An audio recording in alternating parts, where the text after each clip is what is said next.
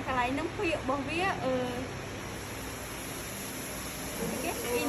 use AC stand voltage with stand over voltage ពាក្យមួយភាពគុណរបស់តង់ចុងព្រោះយើងវាស់ខាង LV នោះ800 V 800 V យើងធម្មតាយើងប្រើតែ400 V ទេត្រូវបងហ្នឹងហើយអញ្ចឹងដល់ពេលយើងផ្ដល់ឲ្យ800 V រយៈពេល60 second ចង់ដឹងថាវាធន់បានអត់អូខេ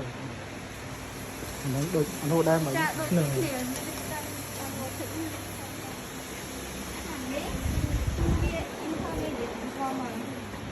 េះអានេះណាស្អាតរបស់នេះហ្នឹងហើយវាចូលតាមช่องពី1600ដល់អានេះបងឲ្យនៅក្នុងខ្ញុំមក